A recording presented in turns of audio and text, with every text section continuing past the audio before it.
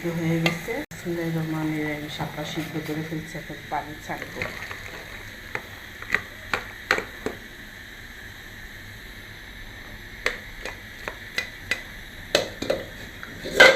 শাপলা সিদ্ধ, এখন এটা ইলিশ মাছ দিয়ে রান্না করব। দেখতে থাকুন কীভাবে রান্না করি। হয়ে গেছে সিদ্ধ, কত সুন্দর হয়েছে।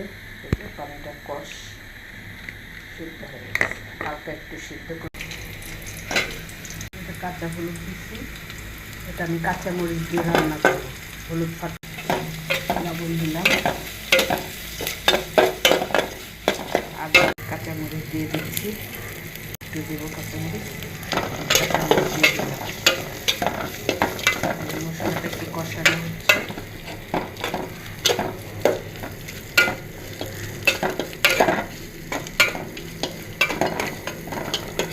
যেহেতু অল্প, আমরা মাছ ছিল 2 জন, তাই অল্প করে রান্না করতেছি।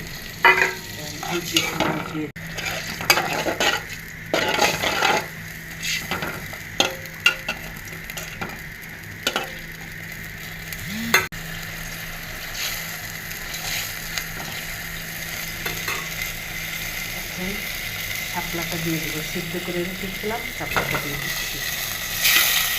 হালকা একটু লবণ দিয়ে মেখে রেখেছি কতক্ষণ, তারপরে গরম পানি মধ্যে হালকা একটু সিদ্ধ করে নিয়েছি, এটা উপর দিয়ে দিলাম।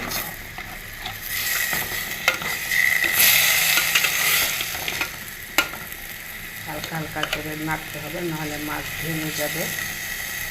এটাকে একটু এখানে সর্ষে বাটা দিতে পারেন, ভালো লাগে। সর্ষে বাটা দিলেও ইলিশ মাছের সাথে, শাপলা ইলিশের সাথে একটু সর্ষে বাটা দিলেও ভালো লাগে।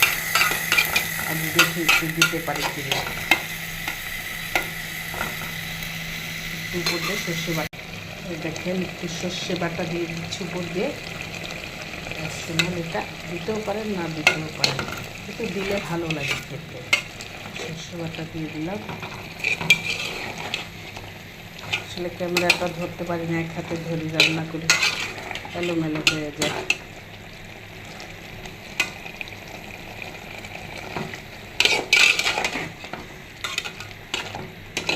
সর্ষে বাটা দিলাম একটু, একটু কষি। আমি ঝোলটা রয়েছে, এই ঝোলটা দিয়ে দিচ্ছি।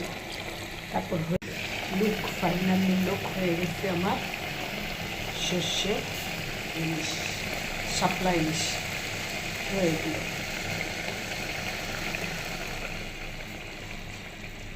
আপনাদের দেখিয়ে দেই।